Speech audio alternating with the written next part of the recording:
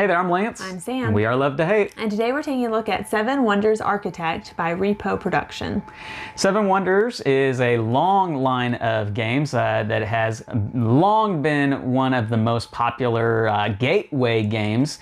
And this is the newest installment in the series of Seven Wonders games. And this is Seven Wonders Architects. It's a completely different kind of experience, but it's still solidly a Seven Wonders experience. It is one that is probably much more suited for non-gamers. And so we're going to take a look at it down below, and then we'll come back and share our thoughts on it as a gamer and non-gamer. All right, here's Seven Wonders Architects. Let me show you guys how a simple turn in this game works, give you a few pointers as far as teaching this game to casual and non-gamers, and then show you a little bit of what's in the box, the insert. So this is a game that takes after the original Seven Wonders. However, it is much streamlined, and you do have some actual wonders that you are building together in this game. I'm set up here for a 3-player game. Let me show you how this works. You're going to make sure that your deck of cards that comes in the particular wonder that you are trying to build is in between you and the player on the left, and you're going to have those cards face up so that you can see what is on the top of the card. And real simple, all you are going to do on your turn is you are either going to take the card that is on your left, the card that is between you and the player on your right, or the center card that you're not quite sure what it is because those cards are face down. What you are trying to do, you are trying to either build your monument, and you can see here what the requirements are.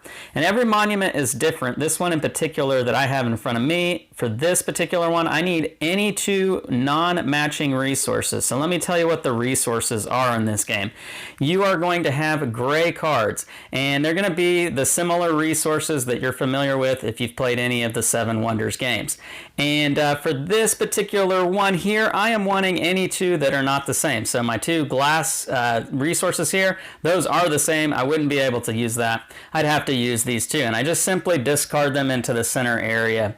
For ones that have the equal sign on them, though, I do need to have matching resources to be able to do that. So I would have to spend those to be able to do this. Now you do have to do this in order, so I would have to build this first level here before I could build my second level, and then third and fourth. So when I build a level, I just simply flip it over and boom, it is built, and I gain whatever is on it. In this particular one that I'm showing you here, it's just 3 victory points. However, if I do build this one, I'm going to get some sort of ability, and so that is how this works. Now the game is immediately going to end when somebody completely constructs their wonder.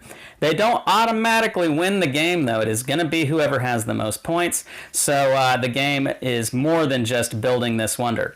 So let's cover what some of the other cards you're going to come across in this game. You do have yellow cards, which are just basically wild resources. They can count for any resource.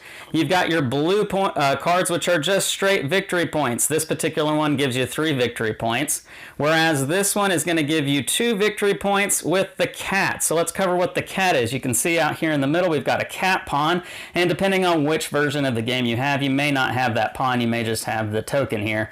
But the cat you are going to take if you play a cat card, and this is going to be worth 2 points at the end of the game. You can see there are 2 victory points printed on it there, and as long as you have the cat, you are able to peek at this card before you decide whether you want to take it or not. So you might look at it, oh, I don't want that, and you can put it back, and that is an advantage of having the cat. Now when somebody plays another cat, they're going to take the cat from you. That card that you just saw, those are war cards, and so anytime that someone plays a war card, that card is going to stay face up in their area. And this particular one is just a plain simple war card, whereas this one is going to have a battle horn on it. And these are going to stay in your play area as well. However, for every battle horn that is played, we are going to flip over one of these peace war tokens. And whenever all of these are flipped over, and there's a different number of these depending on how many players are in the game, but when all of them are flipped over to the red side, we're going to go to war.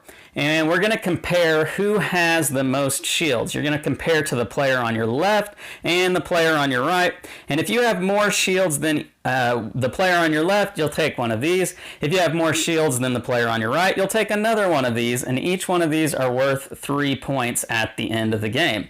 So you definitely want to try to get these. Now, after war is over, any cards that have horns on them, those are simply going to get discarded. However, the cards that do not have horns on them, you will get to keep those, and then you will flip over the peace war tokens until they flip back over again and you go to war again. That's how that works. Now, probably the most complicated cards in the game are the science cards, and it's not because the cards themselves are complicated, it's more so these tokens over here. Now, you're going to have science cards that have all sorts of different icons on the top of them, and what you're wanting to try to get are a pair, any 2 matching ones, because you can trade those in to be able to take any one of the 3 tokens that you can see, or the one off the top that you're not sure what it is.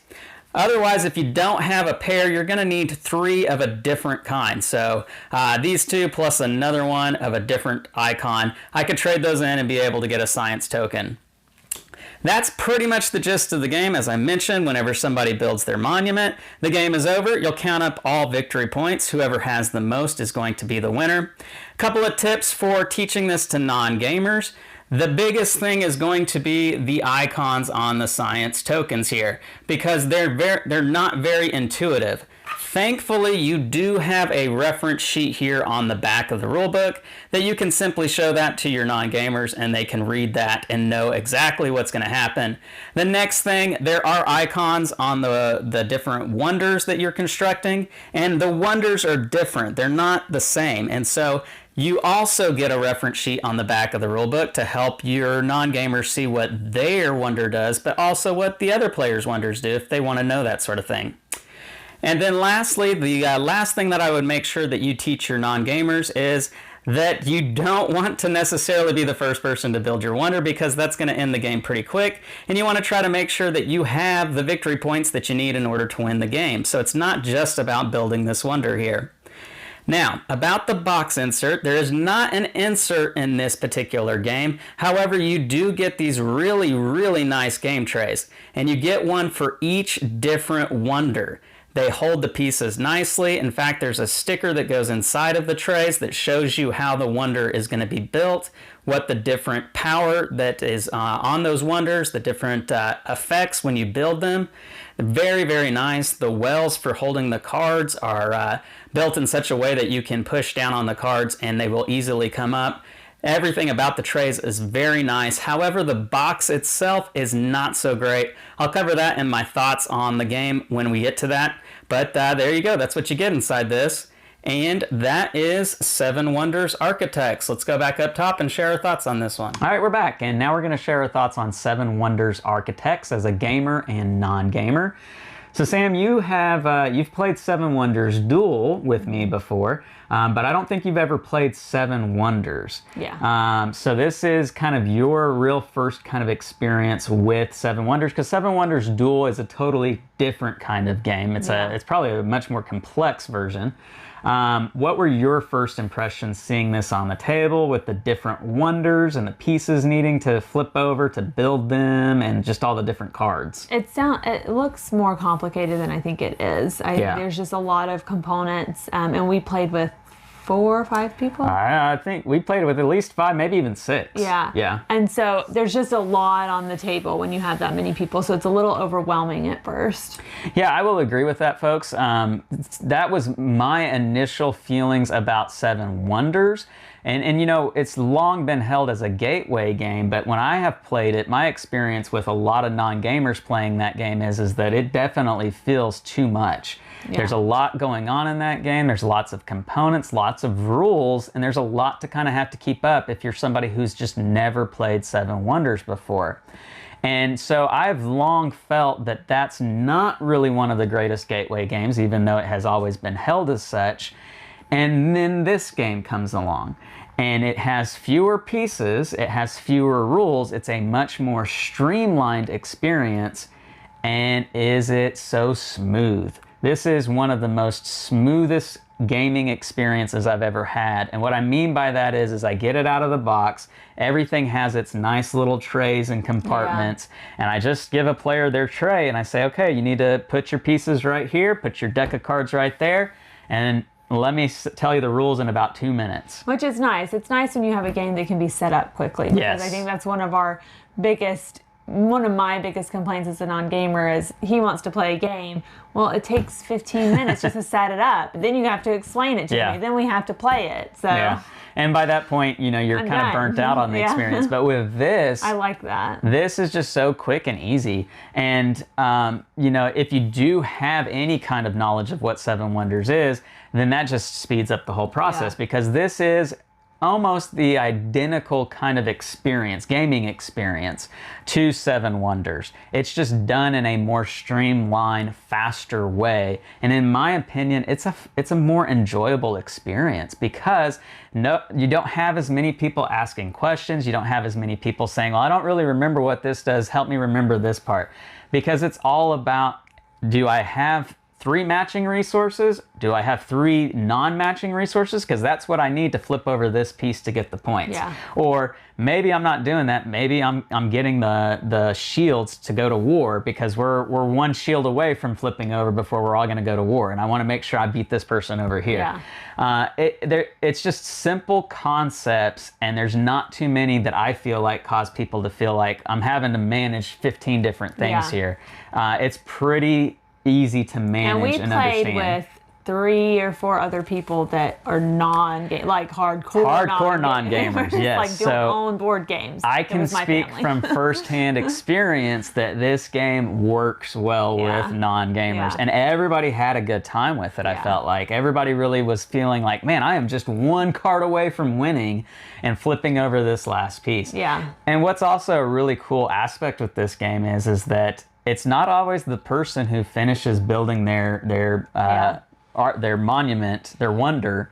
It's not always that person who wins the game. Yeah, I lost. Because you might rush your way through your monument to build it, but you kind of neglected getting points in other avenues and other ways. So there's still a lot of strategy wrapped up in this in order to do well. So on that note, Sam, strategy with this game. What was your experience as a non-gamer trying to figure out how to do well in this game and how to strategize? Well, I think I came in dead last, so I don't know if I ever did learn how to do well in this game, and I thought I was doing a lot better. I'm not sure what went wrong. Something went wrong on my understanding end because I did not do well compared to my mother who plays no games and still... She almost won the game. Yeah.